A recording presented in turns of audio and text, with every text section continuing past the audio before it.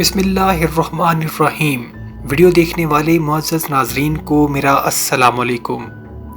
ناظرین محترم،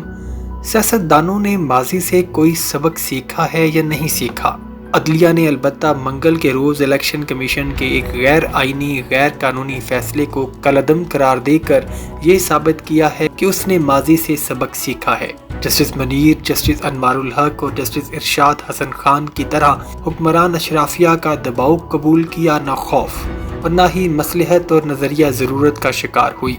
chief justice Umar Ata Bandial, justice Ijaz ul Ahsan اور جسٹس منیب اختر نے آئین اور قانون کی روشنی میں جو درست سمجھا اس پر عمل کیا اور اتفاق رائے سے قوم کو بتایا۔ پاکستان کی تاریخ میں یہ پہلی بار ہے کہ ایک سول حکومت نے عدلیہ کے خلاف ترغیب اور دباؤ کا یہ حربہ آزمایا اور اسے آئین سے انحراف پر مجبور کیا۔ آئین، قانون اور جمہوریت پر شب خون کے عادی طبقات کی تائید و حمایت حکومت کو حاصل تھی، اور جس ادارے کا اول آخر فریضہ الیکشن کا بروقت انعقاد ہے، وہ انتخابات سے یوں بھاگ رہا تھا جیسے کوئی نالائق بچہ امتحان سے بھاگتا ہے۔ اور بے شک اس دن نظریہ ضرورت کی تدفین ہو گئی ہے۔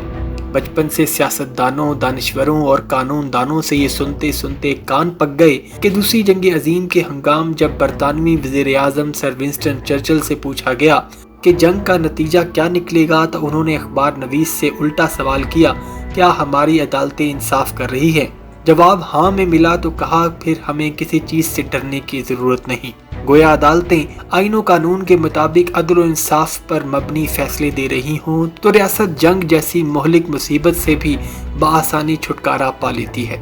اور جرمنی جیسا طاقتور دشمن بھی غالب نہیں آ سکتا۔ ہمارے ہاں مگر انصاف کی راہ میں یہ کہہ کر رکاوٹیں ڈالی جاتی ہیں کہ اگر عدالتوں نے حکمرانوں اور طاقتوروں کی منشا کے مطابق فیصلہ نہ دیا تو آسمان گر پڑے گا، اس فیصلے پر عمل کون کرے گا، یہ فیصلہ ہمیں قبول نہیں، وغیرہ وغیرہ۔ سر ونسٹن چرچل نے جنگ کے بعد ملک میں الیکشن کرائے اور بری طرح ہار گیا، مگر ہمارے حکمران اتحاد کی طرح شکست کے خوف سے انتخابی عمل سے بھاگنا، عدالتوں کو انصاف سے روکنا اور ڈرایا دھمکایا جاتا ہے۔ اب احساس ہوتا ہے کہ جمہوریت کے جو علمبردار ضیاء الحق اور پرویز مشرف کے دور میں ہمیں آزاد عدلیہ، انصاف اور الیکشن کے اوصاف، فضائل اور فوائد بتاتے رہے، وہ سب کے سب یا ان میں سے زیادہ تر نوسرباز اور مفاد پرست تھے، ورنہ آج بھی وہ من پسند فیصلوں کی خواہش مند حکمران اشرافیہ کے ساتھ کھڑے نظر آتے،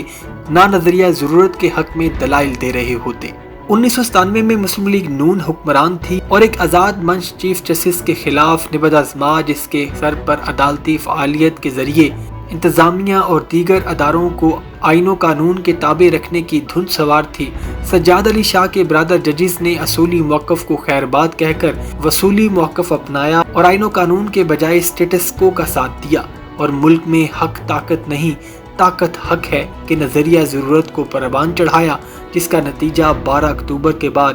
خود بھگتا اور قوم کو بھی بھگتنا پڑا۔ اور آج بھی حالات مختلف نہیں، لیکن غنیمت ہے کہ 3 رکنی بینچ اور چیف جسٹس آف پاکستان کو ایسی کسی بھی صورتحال کا سامنا نہیں کرنا پڑا جس کا سامنا سجاد علی شاہ صاحب نے کمرہ عدالت میں کیا اور اپنے منصب سے معزول ہو گئے۔ ہم اس لحاظ سے بدنصیب قوم ہیں کہ آزادی کے 75 سال بعد بھی آئین کی بالادستی، قانون کی حکمرانی اور عدالتی فیصلوں کی تکریم کا اسلامی، انسانی اور جمہوری تصور ہمارے ذہنوں سے کھرچنے کا عمل جاری ہے، اور اس سفاک اشرافیہ کو دلائل وہ طبقہ فراہم کرتا ہے جس کے علم و دانش اور قانون و اخلاقیات پر اجارہ داری ہے، یعنی علماء، دانشور اور قانون دان۔ لیکن موسم بہار میں سپریم کورٹ کے اس فیصلے سے امید کی کونپلیں پھوٹی ہیں اور مایوسی کے اندھیرے کسی نہ کسی حد تک چھٹے ہیں۔ پاکستانی تاریخ میں دبنگ فیصلے جب بھی آئے ہیں تو سیاستدانوں نے ایسی فضا بنائی ہے کہ ان پر عمل کون کرے گا، ہمیں یہ فیصلہ قبول نہیں، یہ جانبدارانہ فیصلہ ہے، وغیرہ وغیرہ۔ مگر 1993 کا تاریخی فیصلہ، جسے محترمہ بے نظیر بھٹو نے غلام اسحاق خان اور اسٹیبلشمنٹ کی خوشنودی کے لیے حمق کا نتیجہ قرار دیا، اور 2007 میں چیف جسٹس افتخار محمد چودھری کی بحالی کا فیصلہ، یوسف رضا گیلانی پر توہین عدالت کی فرد جرم اور پاناما کیس میں میاں نواز شریف کی معزولی کے حوالے سے عدالتی احکامات، سب پر منوعن عمل ہوا اور کسی کو انکار کی جرت نہ ہوئی۔ فیصلہ آنے کے بعد آج بھی سینہ کوبی جاری ہے اور عمل کیسے ہوگا اور یہ فیصلہ ہمیں قبول نہیں اور پارلیمنٹ اس کو قبول نہیں کرتی وغیرہ وغیرہ کا درباری راگ اونچے سروں میں گایا جا رہا ہے، مگر مجھے کامل یقین ہے کہ اس فیصلے پر اس کی روح کے مطابق عمل ہوگا اور کوئی فرد یا ادارہ نیوکلیئر اسلامی جمہوریہ پاکستان کو جنگل میں تبدیل کرنے کی احمقانہ کوشش نہیں کرے گا، جہاں صرف طاقت کا قانون چلتا ہے اور پرامن باسیوں کو جان کے لالے پڑے رہتے ہیں۔ پاکستان اس وقت جس سیاسی اور سماجی اور معاشی بحران کا شکار ہے، وہ کسی مایوسی اور بے یقینی کا شکار نہ ہو اور ہمارے دشمنوں کو اداروں کے ٹکراؤ کی صورت میں شب خون مارنے کا موقع نہ ملے۔ پاکستان انتخابی عمل کے ذریعے وجود میں آیا اور ایک آئین پسند قانون دان نے اس جدوجہد کی قیادت کی۔ آل انڈیا مسلم لیگ اس اندیشے کی بنا پر انتخابی عمل سے الگ تھلگ رہتی تھی اور یا 1946 کے انتخابات کو رد کر دیتی کہ کانگریس اپنی طاقت اور اکثریت اور وسائل اور انگریز کی پشت پناہی کی بنا پر الیکشن جیتے گی اور مسلم لیگ مسلم عوام کو منہ دکھانے کے قابل نہیں رہے گی تو پاکستان کا قیام خواب ہی رہتا۔ انتخابی نتائج سے انکار نے 1971 میں ملک کو دو لخت کیا اور جسٹس منیر نے نظریہ ضرورت کو بروئے کار لا کر مشرقی پاکستان کی علیحدگی کی راہ ہموار کی۔ عدلیہ نے ماضی سے سبق سیکھا اور جسٹس منیر اور اس کے نظریہ ضرورت کو گہرا دفن کر دیا اور اب ہمارے سیاستدان اور حکمران بھی اپنی اور دوسروں کی غلطیوں سے سبق سیکھیں اور پاکستان کو دلدل سے نکالیں۔ آئین کی بالادستی، قانون کی حکمرانی کو یقینی بنائیں کہ محض انتخابی شکست سے گھبرا کر عمران خان کے ڈر سے وہ انتخابات سے گریزاں ہیں۔ آئین شکنی پر آمادہ 1997 میں بے نظیر بھٹو اور 2002 میں میاں نواز شریف کی جماعتوں کو 2 درجن سے کم نشستیں ملیں۔ کیا ان کی سیاست ختم ہو گئی؟